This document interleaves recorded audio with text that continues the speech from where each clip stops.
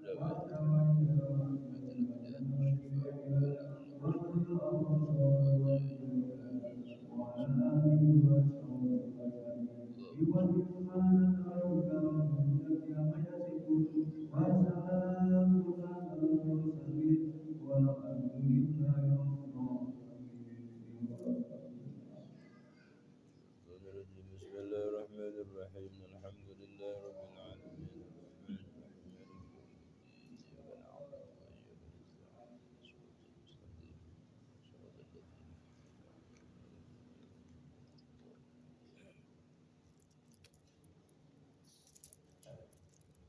Assalamualaikum warahmatullahi wabarakatuh. Bismillahirrahmanirrahim.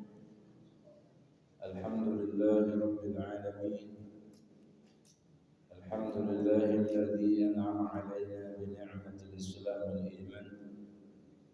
Asyhadu an la ilaha illallah wahdahu la syarika lahu wa asyhadu anna sayyidana Muhammadan 'abduhu wa rasuluh.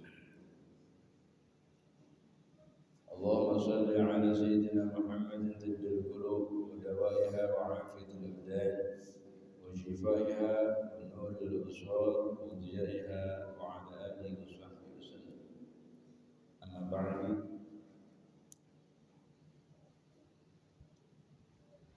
Ada seseorang yang bertanya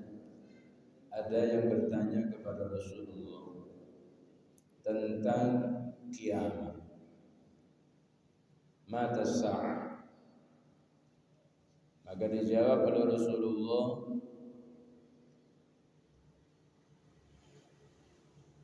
as-sa'il a'lamu minal mas'ul. Orang yang bertanya lebih tahu daripada orang yang ditanya. Jadi orang yang bertanya lebih tahu dari orang yang ditanya. Mata sa'ah.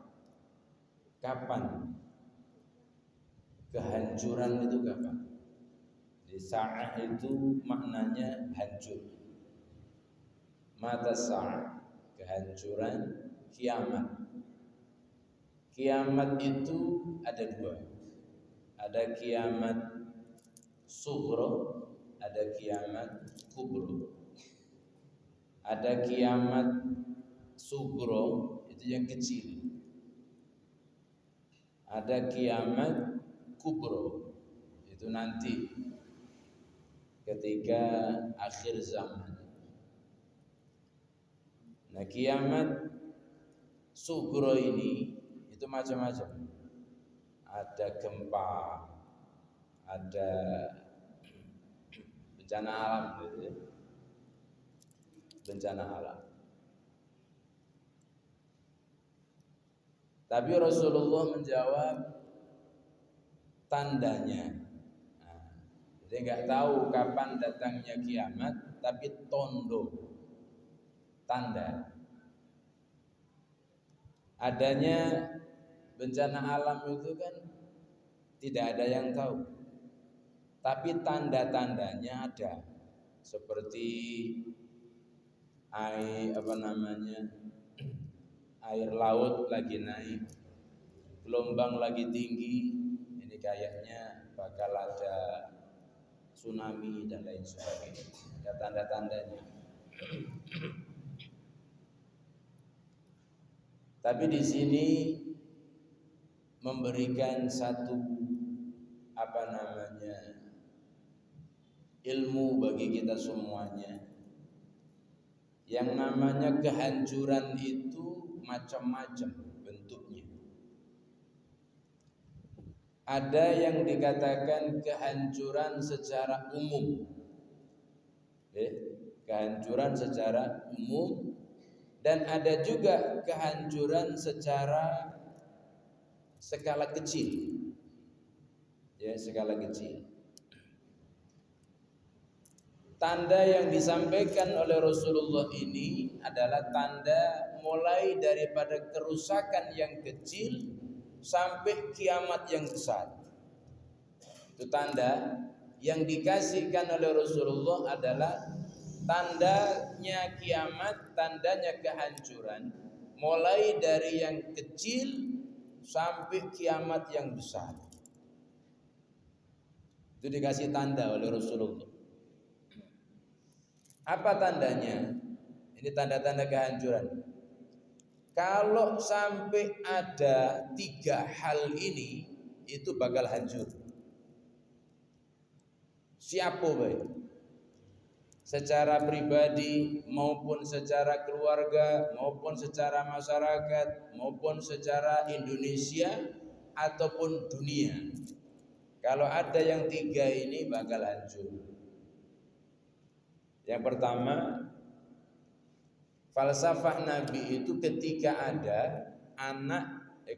ada seorang ibu melahirkan tuannya.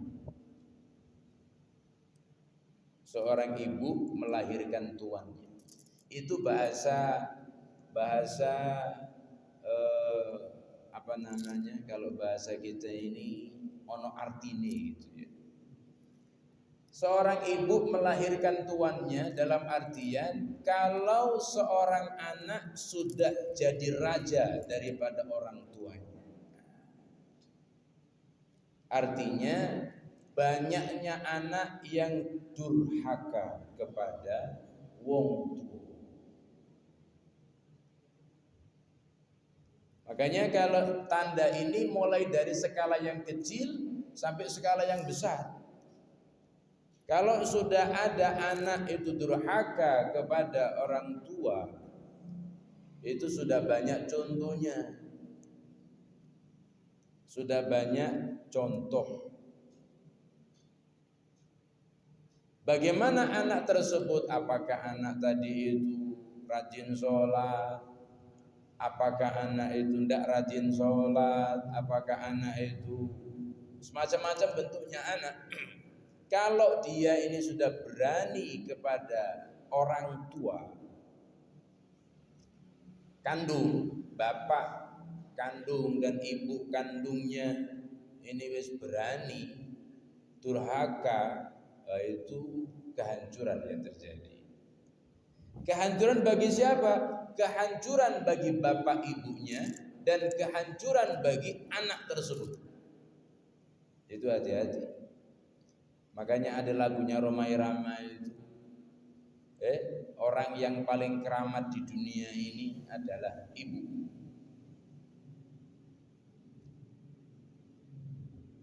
Tapi banyak kadang-kala ibu-ibu ini yang tidak yakin dengan doanya. Doanya ibu itu melebihi daripada doanya 30 orang yang dapat makom waliullah. 30 ulama itu kalah dengan doanya satu ibu. Nah, tapi kadang-kala banyak ibu-ibu ini yang tidak yakin dengan doanya.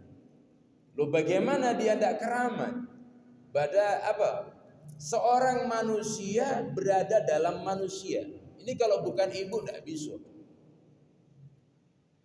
Dari hebatnya sama-sama perut, kenapa anak kok nggak ditaruh di perutnya bapak? Kok ditaruh di perutnya ibu? Kalau bukan hebat. Sebab ibu ini dilahirkan diciptakan bukan dari tanah. Ibu-ibu, sampai tak kandani Pak. Ibu ini diciptakan bukan dari tanah. Kalau bapak-bapak diciptakan dari tanah. Makanya penggawean rotok kasar. Kalau ibu-ibu ini bukan dari tanah. Kun fayakunnya Allah. Bayangkan. Manusia paling aneh adalah ibu-ibu. Aneh ibu-ibu. Loh. Kalau ndak atik sen, merajuknya 3 hari 3 malam. Itu hebatnya ibu-ibu. Ya. Hebat ibu itu. Makanya mulai hari ini, malam ini ibu-ibu, sampean jangan pernah ragu-ragu dengan doa sampean. Makanya kalau sudah ibu itu sudah mulai ngamuk, nah ini bahaya anak-anak. Maling kundang, cerita di Padang, maling kundang itu kejadiannya bukan dengan bapaknya, tapi dengan ibunya. Disumpah sama ibunya itu jadi batu. Ya entah itu memang dunia apa enggak, itu yang jelas tidaklah ada cerita kalau itu tidak ada nyata dulu-dulunya. Itu berkat daripada apa? Berkat dari sumpahnya seorang ibu kepada anak. Itu maka hati-hati. Ini kalau sudah ada mulai banyak anak durhaka kepada kedua orang tuanya, titenon. Kerusakan di muka bumi ini akan bertubi-tubi. Jadi kalau ada orang mengatakan Cianjur rusak gara-gara ada diskotik karaoke, kalau saya enggak, bukan itu. Kalau diskotik karaoke lo boleh ya ono juga. Ya. Betul Bu ya? Pernah sampai ke diskotik? Kok ngomong betul itu sampai? Ini salah satu wong aneh itu kan di sini. Tidak pernah masuk. Kalau tanya dengan Pak Sopian, nah itu arti aku. Atau enggak diskotik? Ado. Sekalipun tidak macam-macam ngopi ya boy, tidak cap laba-laba jadilah. Tahu diskotik.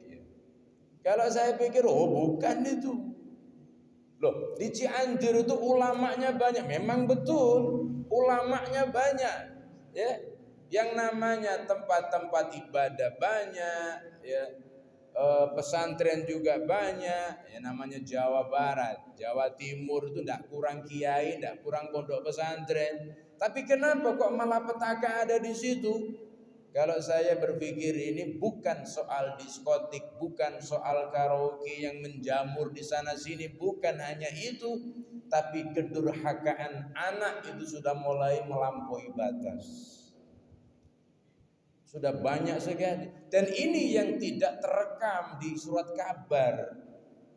Yang terekam di surat kabar itu kenapa? Karena kemaksiatan, karena diskotik itu dan lain sebagainya. Kalau saya itu yang kejingoan, yang tidak kejingoan itu yang bahaya. Anak durhaka kan diekspos di koran nggak dimasukkan. Kalau cerita nih anak bentak wong tua itu masuk koran, tidak ada ceritanya. Yang ada itu apa? Kalau ada anak umpamanya mukul palu ibunya, nah itu baru masuk TV One. Yang bentak, yang mendelihi wong tua nih itu sudah berapa banyak. Kalau disuruh oleh wong tuanya itu membentak kepada wong tua, itu sudah berapa ribu anak yang seperti itu. Ya opo sih kon le? Kok ngelarakno ati wong tua? Kalau tahu model main itu kau dulu tak masukkan lagi, tidak tak tok. Loh kita ini bisa kenal dengan tahun 2022, tahun 2023, kenal dengan mengkembang api, kenal dengan trompet. Kalau tidak berkat daripada 9 bulan di dalam perutnya ibu, sampai keluar dari mana? Saya bisa nyekel mic, bisa duduk, bisa sampai rungokno kabeh ini kalau bukan berkat daripada ibu, enggak bisa. Enggak bisa. Terus yang harus baik dengan ibu bapak siapa? Saya sampean kabeh, Pak Bu.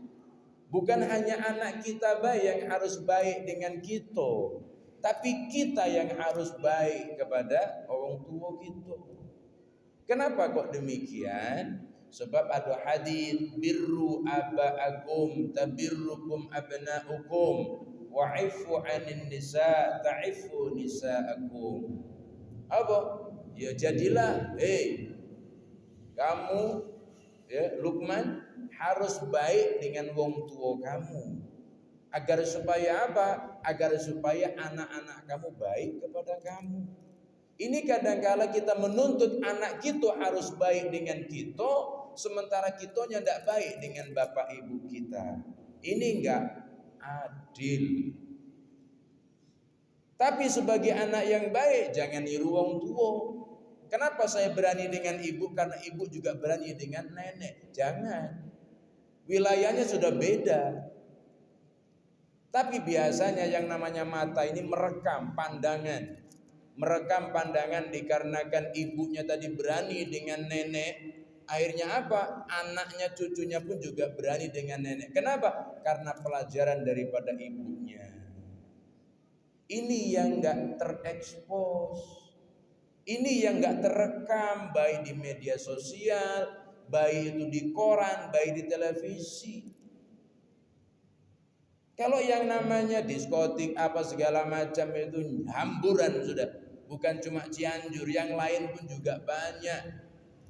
Kita tidak menutup kemungkinan, ya. Tapi yang tidak nyato, yang tidak nampak ini, masya Allah. Pertanyaannya adalah, adakah di masjid ini yang berjamaah yang tidak akur dengan bapak ibunya? Yang pertama. Yang kedua, ada enggak jamaah di Babu Salam ini yang durhaka kepada kedua orang tuanya? Mentang-mentang wong tuanya tidak sembahyang, mentang-mentang orang tuanya tidak sholat, laju anaknya ini mentang-mentang kepada wong tuanya, sehingga dia menjadi anak yang durhaka. Orang anak yang sholat yang demikian lam tuqbal, tidak akan diterima oleh Allah Subhanahu wa taala. Nonggat-nonggit sampai 27 malam, 27 hari, kalau lisan sampai menyakiti wong tua loro, annaru aula. Neraka lebih utama, lu bayangkan. Allah tidak nerima anak yang seperti itu. Makanya kaget dulu kita ini. Nah, ini kerusakan bagi wong tua nih. Ya apa sih Pak, anak kita kok berani betul dengan kita. Apa kata ibunya seperti itu, kata bapaknya itu ajaran-ajaran nih awakmu. Jari ibu itu tuh aku raimu loh ini sampai kerai-rai banget. Allah Rabbi, saling menyalahkan. Kok bisa anak kita seperti ini? Nah, ini tidak perlu lagi nak menyalahkan ibu, nak menyalahkan bapak. Sekarang apa? Lembaran-lembaran yang lama sudah kita tutup, ya.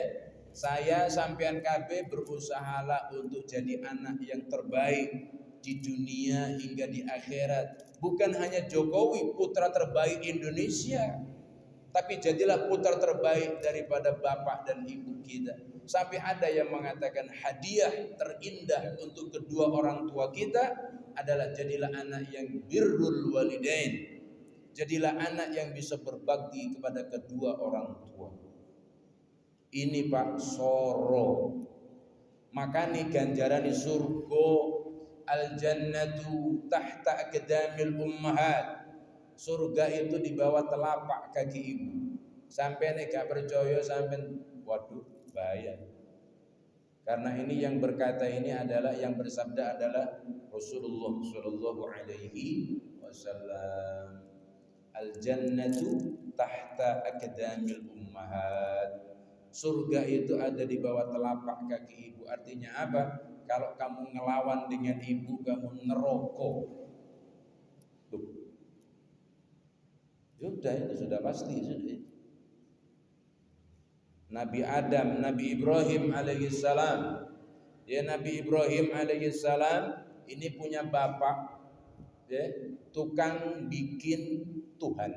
Bayangkan, lebih besar mana dosanya diskotik dengan bikin Tuhan? Lebih besar mana Pak?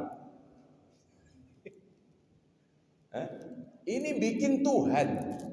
Sampai bapaknya Nabi Ibrahim ngomong, berhentilah kau itu, jangan dakwah terus, tidak lemah lah dijinguk uang. Masa kau nyuruh nyembah Allah sementara bapak kau ini bikin Tuhan dijual ke sana kemari?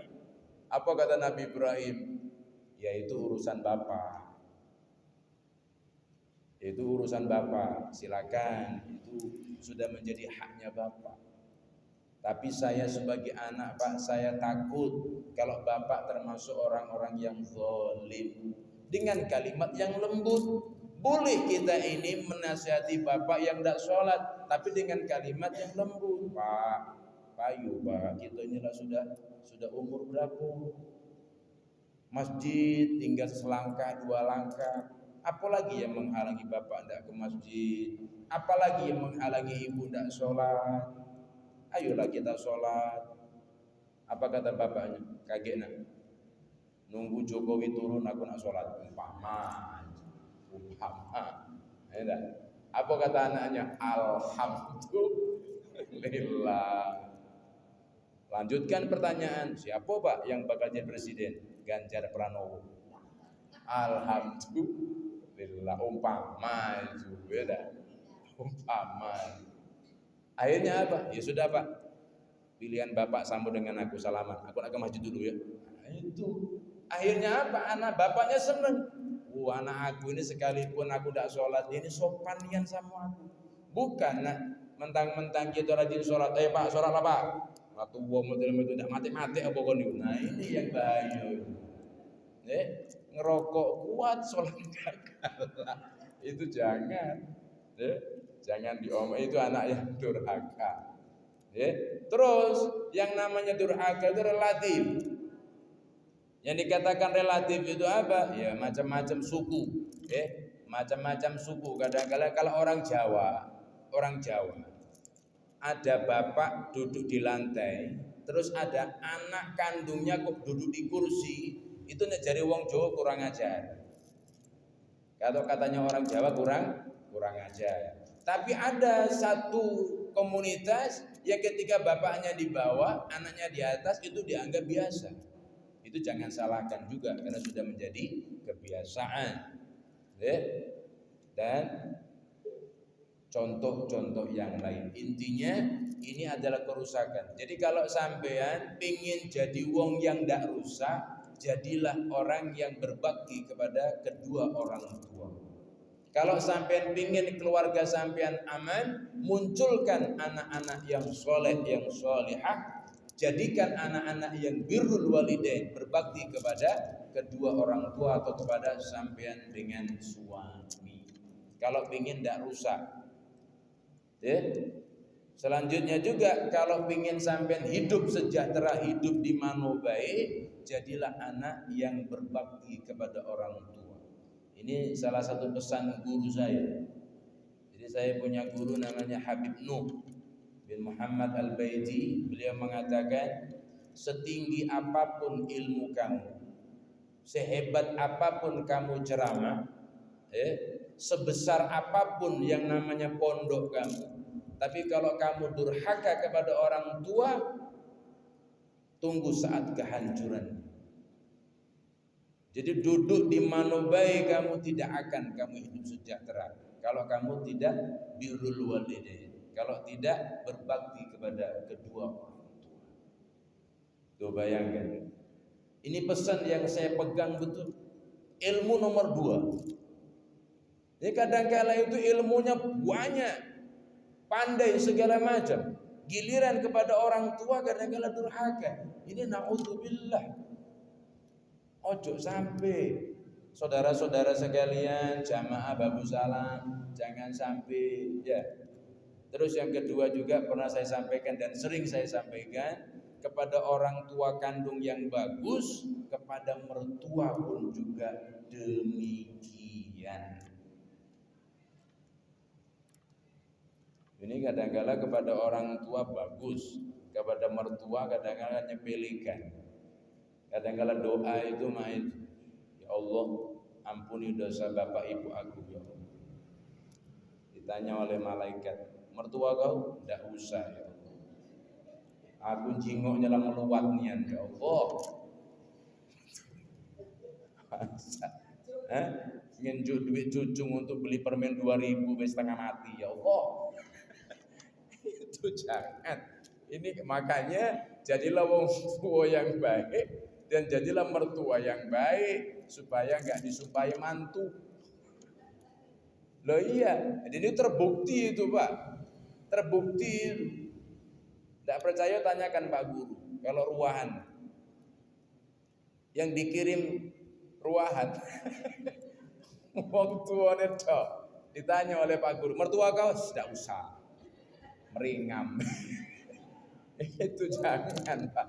Jadi wong tua ya dikirimin ruahan, mertua juga jangan sampai pilih-pilih ya. Mertua, mamang, bibi, ya, dari bapak kita, ibu kita. Ini kadang-kala itu ada anak-anak yang tidak akur itu ada. Alhamdulillah. Bis ya, intinya di situ ya. Jadi intinya kerusakan itu salah satunya yang tersembunyi.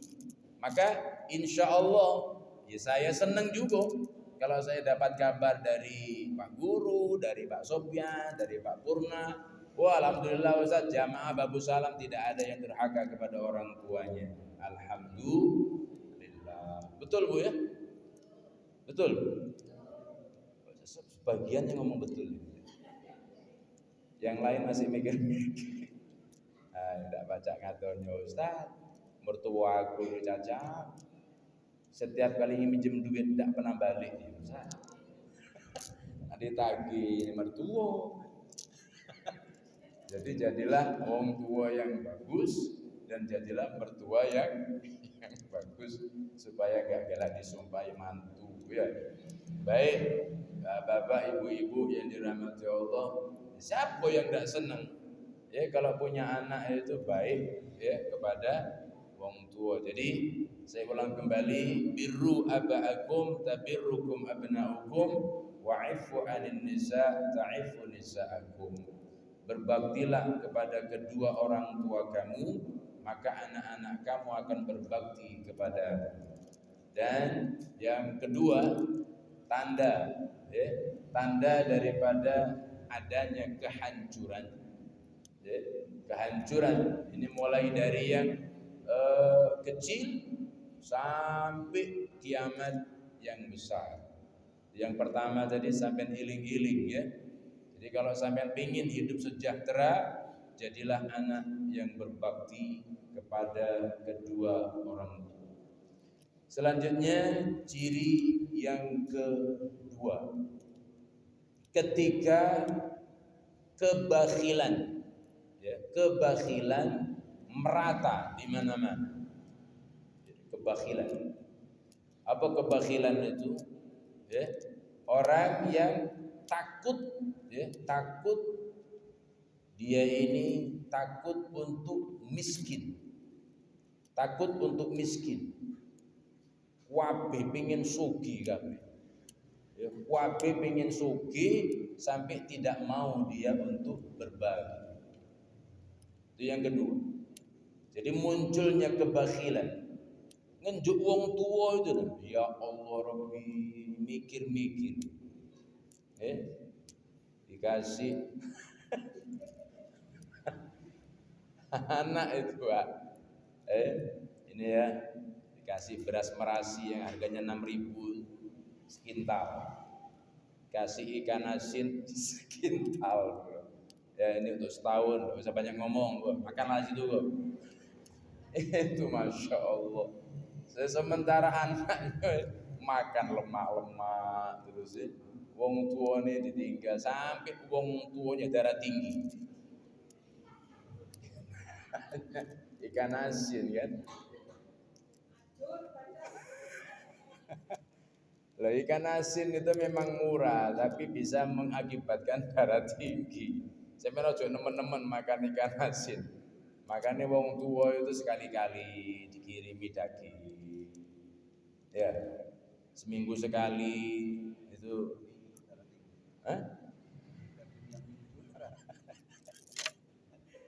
Kata Pak Guru tadi, kalau seminggu sekali ngenjuk daging, yang ngenjuk darah tinggi gitu. Ajak niat Pak Guru. Sakit mata. Ngenjuk wong tua itu. Ya Allah.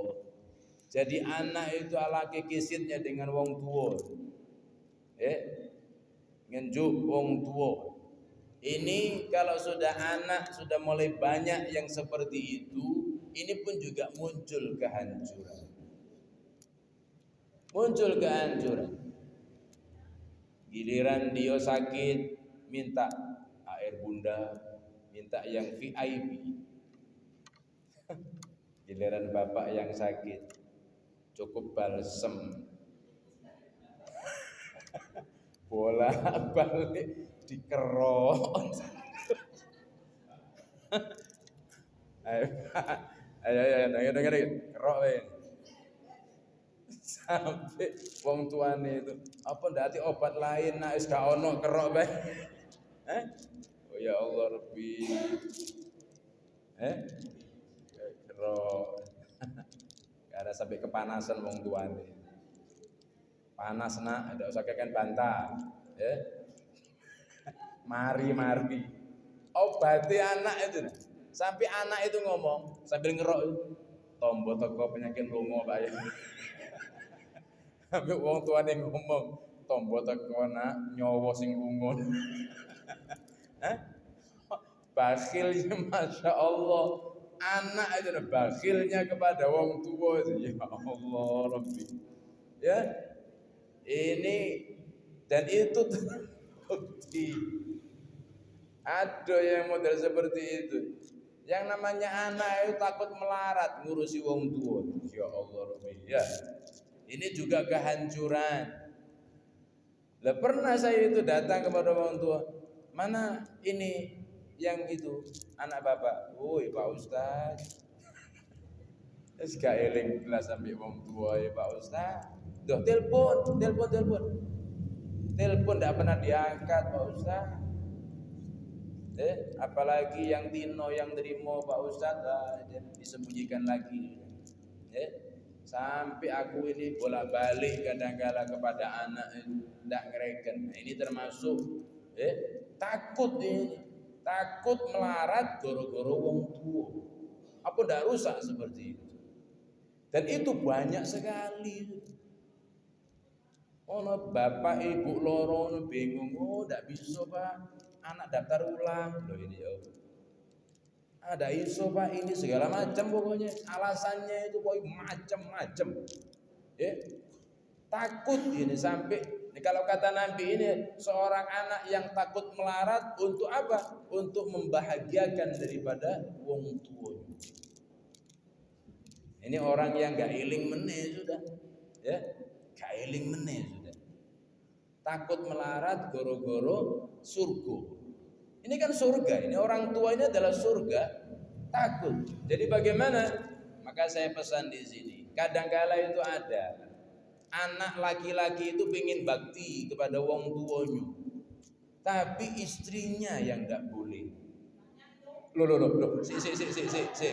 Si, bukan di sini. Ya Allah Rabbi.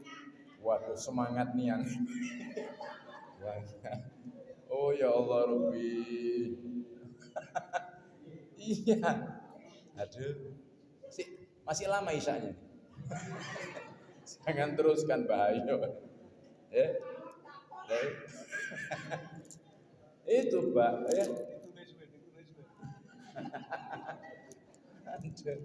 Coba di absen Bu, mana orangnya Bu?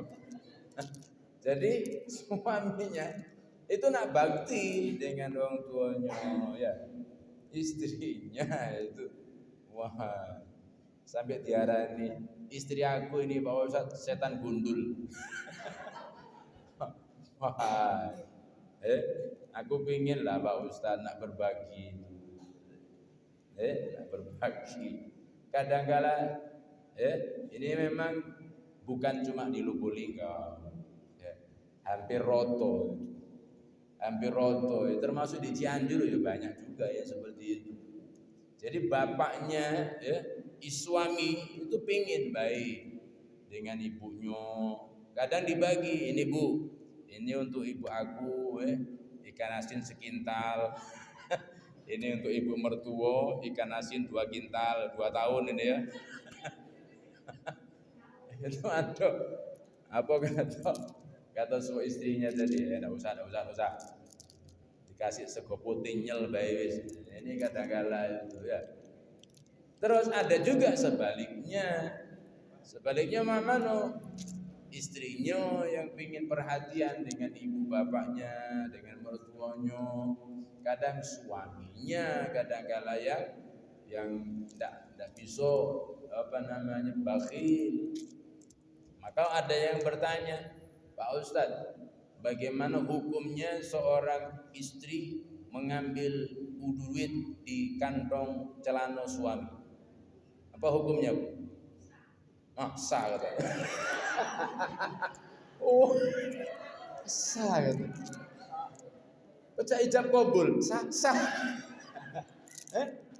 Sah katanya. Ya Allah. Jangan lah biasa jangan ibu itu. Aduh. Pinter nyari duit itu kan. Oh, pinter belusukan duit ya. Ya Allah, bagaimana hukumnya seorang istri mengambil duit di celana suami? Kata ibu ini sah. Ayah sah.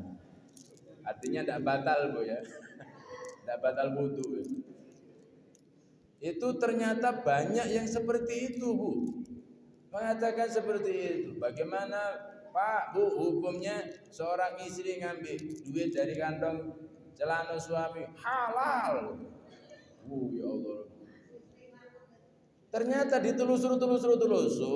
Kenapa kok halal? Karena suaminya kisitnya setengah mati. Wajar. Akhirnya belusuan. Dia belusuan terhadap. Kalau kata Pak Guru, istri pandai cari uang. Ya belusuan tadi.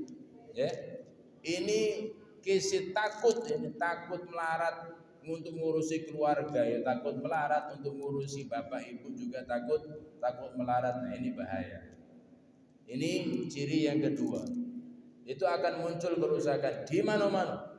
Makanya suami istri kan ini kadang-kala aman, tapi tidak aman gara-gara apa? Gara-gara mertua pihak sebelah. Sampai ngomong kepada anak perempuannya, "Duh, bojomu itu wong di asli ini. Wong Banyuwangi, Pak. Kok cek nemene keset itu? Mosok teko ning mertua kok gawa rokok Vigor 3 batang Bu. Mbok yo kalau sebungkus kan pantes. Ini 3 batang. Ambil gorengan 5.000, diemplok bisa.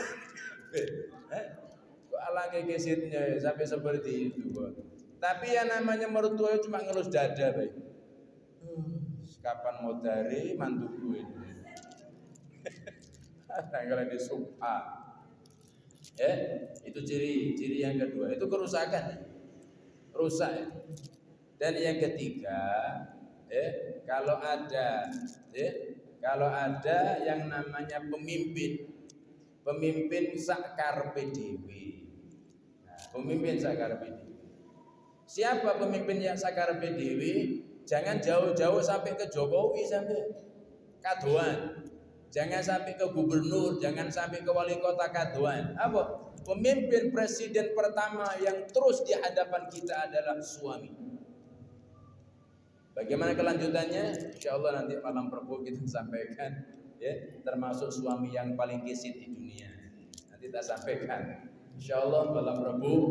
Jadi mudah-mudahan manfaat dan bisa difahami. Ini adalah tanda-tanda kerusakan yang disampaikan oleh Rasulullah. Baik, mungkin itu saja. Sekali lagi mudah-mudahan manfaat. Kurang lebihnya mohon maaf. Assalamualaikum warahmatullahi wabarakatuh.